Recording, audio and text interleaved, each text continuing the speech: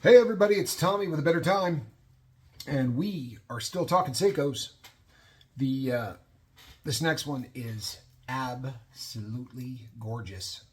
This is honestly, I don't know how many Seikos we have in the store right now, but just Seiko automatics, we probably got 50 or 60.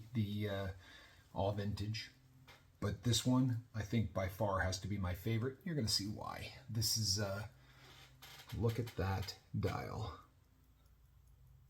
Now, if you know Seikos, you know that you don't see Seiko dates a whole lot without seeing a day as well. Most Seikos are day dates.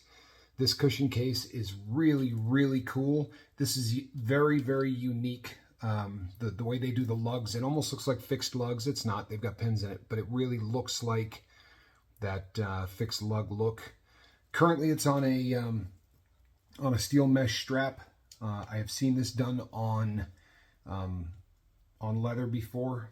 It's 36 millimeters wide. Obviously, we never do it with the crown, and with a lug-to-lug of 43. So this is a really good size watch. This is another rarity for Seiko. This particular model, and if you look at let me make sure I know I'm not doing this with gloves on, people. You know what? It's so hard to do all of the mechanisms with gloves. I promise you we give these things a good polish before they end up with you anyway. And polish by hand with a microfiber cloth. We never use machinery. People, don't let people do that to your watches. Please, don't let people buff watches. You know, when you go into a jeweler and they say, hey, you want me to clean that? I'll drop it in the ultrasonic, whatever, that's great. If they say you want me to buff that, very oftentimes that's down on a mechanical device. When they designed this watch, it's designed to look a specific way. So you see the brush marks on the steel, right? Well, when you start buffing that, those brush marks go away. The really sharp lines, right? You know, it's no different than a car. They design these things to look a specific way. And what happens is these sharp edges, right, they'll begin to round out. And now the original design of the watch doesn't look the way it's supposed to. And I mean, yeah, jewelers that buff watches should probably not do that. In fact, maybe they should be shot. I don't know. That's just my opinion. But but it's also the watch owner, because if you ask them to buff it, they're going to buff it, you know. And just a little microfiber cloth and give it a good shine, and you're never really going to do any damage to the watch. And I promise you this, as a collector of vintage, all vintage collectors, they'd rather see the case scarred up a little bit. I mean, that's just part of collecting vintage. They would rather see it scarred up a little bit with some honest age on it than they would see it looking absolutely beautiful and buffed, but with all of the edges no longer sharp and you know. So when you see a watch that says, you know, that this thing has never been, that would be Squirrel, my cat. So when people talk about something that has never been polished, that's what they're referring to. When you see that written in ads, we try to never purchase watches that somebody has polished up, because it's just, you know, if you're into vintage, we really try to avoid those. If by some chance we get one and it's in the store, we'll tell you. You know, we'll say light polishing. If it was heavily polished, I promise you we're not buying it anyway. But again, one of the really unique things about this watch is that, you see how nice the back of that is? There's no scarring on that at all. Okay. You couldn't get into the back anyway. This is one of those watches that in order to get into this, you have to remove that beautiful shiny bezel. You would remove that, and then you would use a device that looks kind of like a spider. Goes in, reaches around, extracts the crystal, and then you go in directly through the dial, and that's how you work on the watch. Seiko didn't do this very often. This is a rarity for Seiko, and I'll tell you what, I love them. I mean, I don't love them from a standpoint of having to work on them, because going through the crystal is always a pain in the keister, and you always run the risk of scarring up the crystal, or worse, you know, destroying it.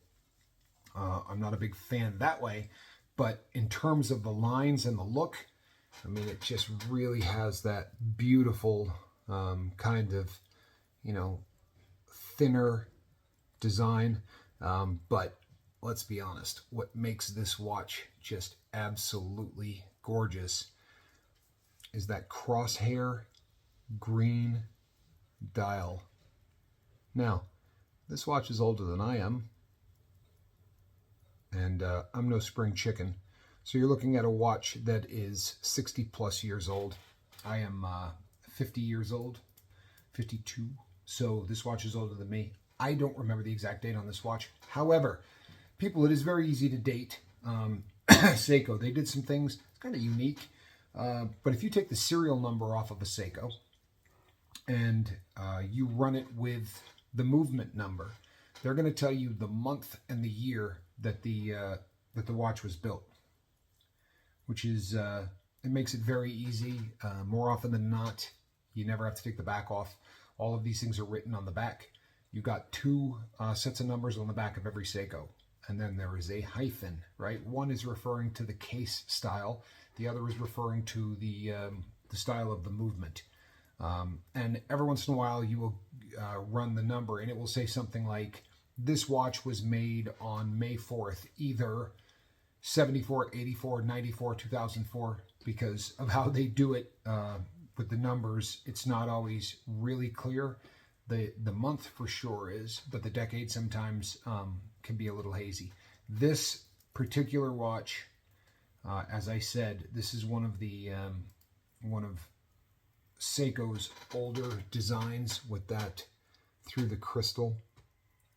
And I'll tell you what, people, get a look at I don't know, pick your favorite place to look at watches and get a look at this exact same watch. I think you'll probably know what I'm talking about, but see what this is selling for on that site. And you're going to see that us coming in at $400 is considerably less than what the market bears on this particular model, especially with this particular dial. This beautiful, it's like 4 or 5 different colors of green. You'll see it better on the pictures we took on the store. So look at it, and look at it on Noah's wrist. It'll give you a really good idea of how this wears, but just absolutely pristine, in great shape. The dial is perfect. And yeah, $400 to make us an offer. You know the drill. I'm Tommy. This was a gorgeous crosshair green automatic Seiko date. And I will see you on the next watch. God bless.